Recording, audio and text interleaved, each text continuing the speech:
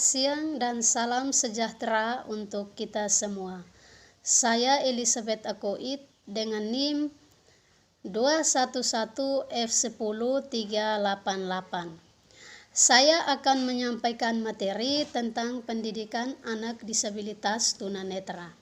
Pokok bahasan materi kita terdiri dari 5 bagian, yaitu yang pertama, definisi, identifikasi, kriteria, klasifikasi, dan yang terakhir itu adalah karakteristik.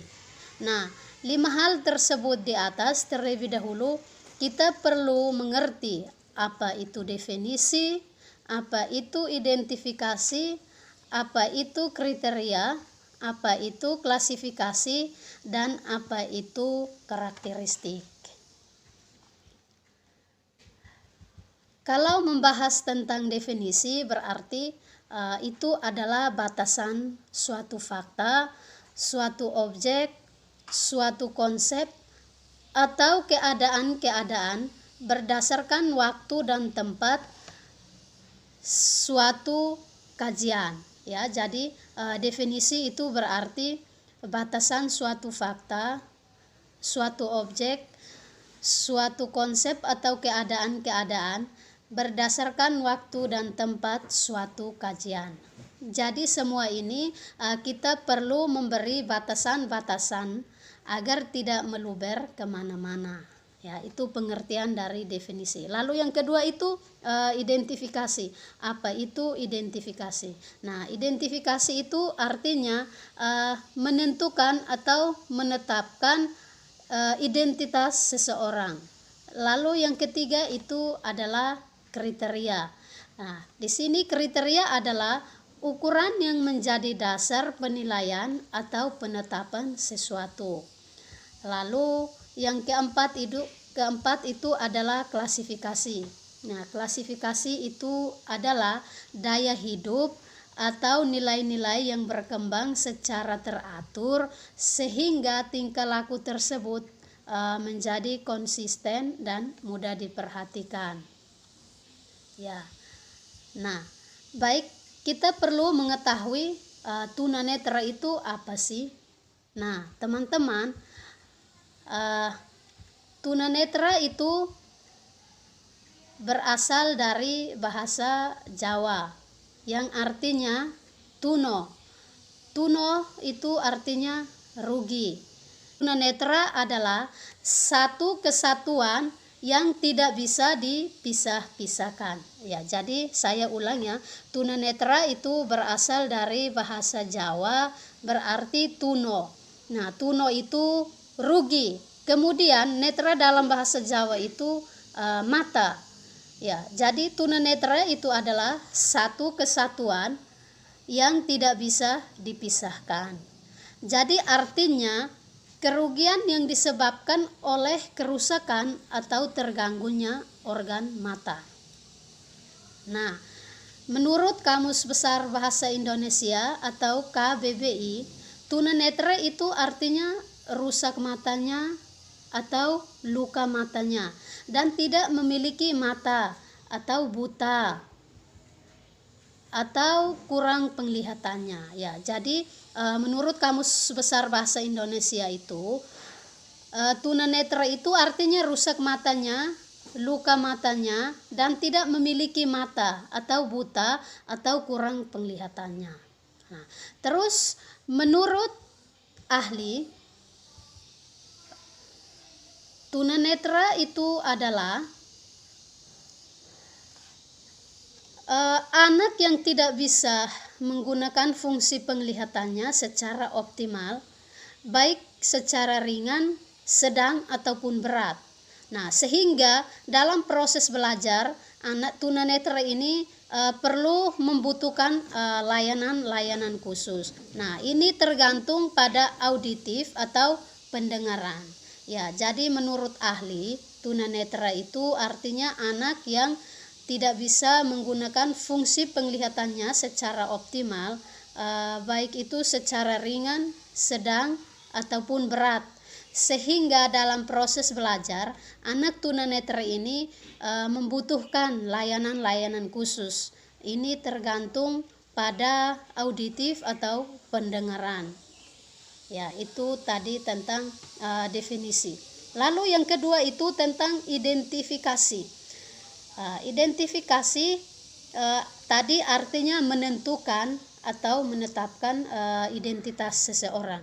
Jadi tunanetra secara anatomis fisiologis menyangkut struktur anatomi dan fungsi organ mata, sehingga tunanetra itu adalah rusaknya organ anatomi mata yang menyebabkan terganggunya fungsi penglihatan. Ya, jadi anatomi mata yang menyebabkan terganggunya fungsi penglihatan. Ya, jadi tunanetra secara fisiologis itu menyangkut struktur anatomi dan fungsi organ mata, sehingga tunanetra itu adalah rusaknya organ anatomi mata yang menyebabkan terganggunya fungsi penglihatan. Nah, identifikasi fungsi anatomis dan fisiologis ini dapat dibagi menjadi dua bagian. Yang pertama itu tunanetra secara medis, lalu yang kedua itu tunanetra secara estetis dan optomedis. Nah, yang pertama itu tunanetra secara medis. Nah, di sini artinya ketunanetraan itu atau ketunanetraan ini dikaitkan dengan penyakit dan kelainan anatomi atau kelainan fungsi penglihatannya, sehingga tunanetra itu membutuhkan pengobatan pada mata dan diberikan koreksi pada fungsi penglihatannya. Nah, semua ini kita harus serahkan pada ahlinya soal pengobatan agar mereka ini diberikan layanan khusus. Jadi itu pengertian secara medis. Lalu yang kedua itu secara estetis dan optomedis. Ya, di sini artinya tunanetra secara estetis dan optomedis, ketunanetraan yang diartikan sebagai keadaan di mana mata ini mengalami kerusakan. Ya, jadi secara estetis dan optomedis tunanetra ini diartikan sebagai keadaan di mana mata ini mengalami kerusakan. Jadi anatomi fisiologis dapat terlihat jelek dan perlu dikoreksi dengan modifikasi alat bantu. Ya, jadi anatomis fisiologis di sini sehingga dapat terlihat jelek dan itu perlu dikoreksi dengan modifikasi alat bantu dan layanan khusus. Jadi itu pengertian secara medis. Lalu yang kedua itu secara estetis dan optomedis. Ya, di sini artinya tunanetra secara estetis dan optomedis, ketunanetraan yang diartikan sebagai keadaan di mana mata ini mengalami kerusakan. Ya, jadi secara estetis dan optomedis tunanetra ini diartikan sebagai keadaan di mana mata ini mengalami kerusakan. Jadi anatomi fisiologis dapat terlihat jelek dan perlu dikoreksi dengan modifikasi alat bantu. Ya, jadi anatomis fisiologis di sini sehingga dapat terlihat jelek dan itu perlu dikoreksi dengan modifikasi alat bantu. Nah, selanjutnya secara garis besar klasifikasi itu berdasarkan penglihatannya masih tersisa. Tunanetra itu diklasifikasikan menjadi dua. Ya, jadi secara garis besar berdasarkan penglihatannya masih tersisa tunanetra itu diklasifikasikan menjadi dua golongan besar. Yang pertama itu kurang lihat atau low vision, dan buta total atau total playing. Nah, di sini juga masih dapat dibagi menjadi 5 bagian. Ya.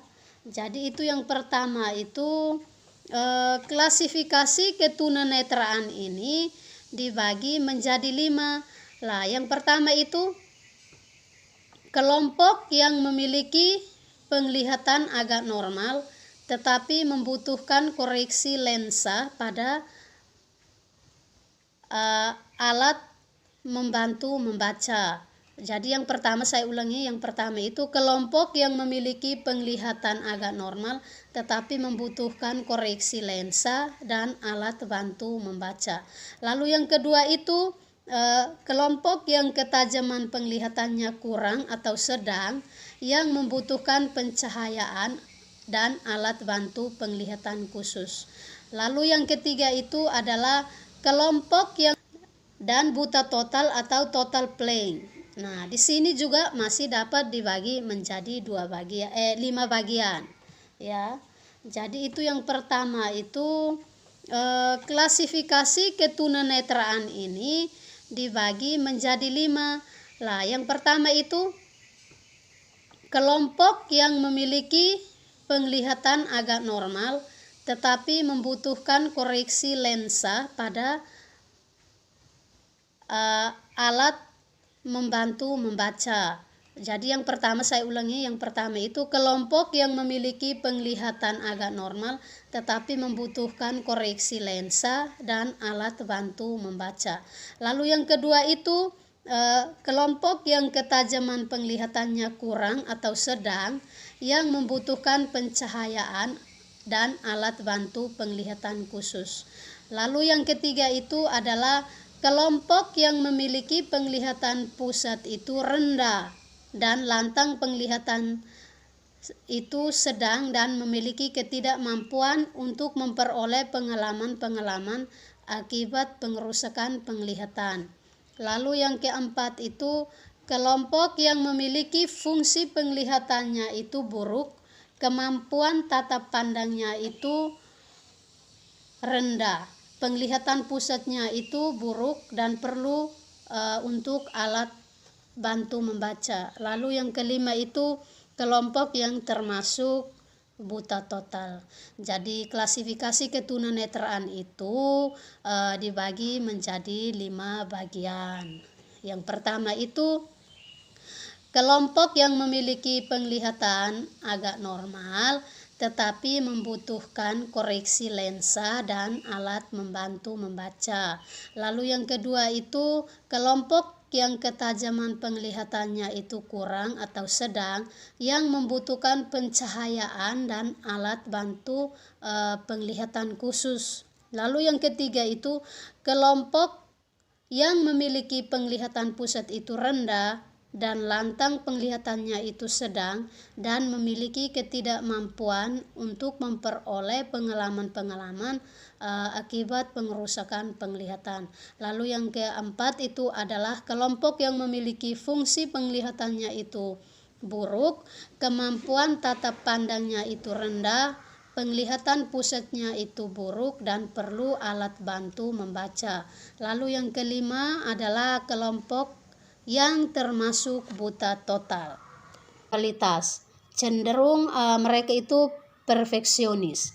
Jadi kalau berlebihan ekspresif sebenarnya ketidakmampuan antara yang buta dan kurang lihat akan berpengaruh pada psikisnya, akan menunjukkan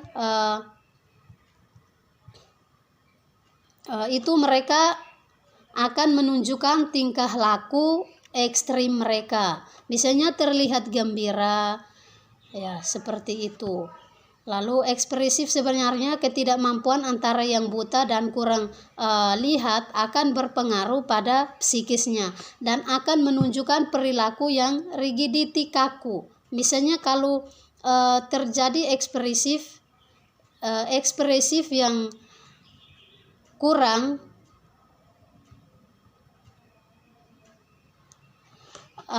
daya geraknya itu terbatas sehingga kesannya kebekuan, kaku. Lalu yang kedua itu kekakuan dalam gerakan tubuh, jalannya kaku. Kelakuan dalam gerak tubuh itu jalannya kaku. Tingkah laku ini merupakan akibat dari terhambat atau kurangnya orientasi mobilitas. Maka ini disebut blind sheep. Ya, jadi itu penjelasan dari materi pendidikan anak disabilitas tunanetra. Ya, jadi terima kasih dan mohon maaf apabila ada kesalahan atau kekurangan dalam penjelasan materi saya pada siang ini. Sekali lagi saya mohon maaf. Sekian dan terima kasih.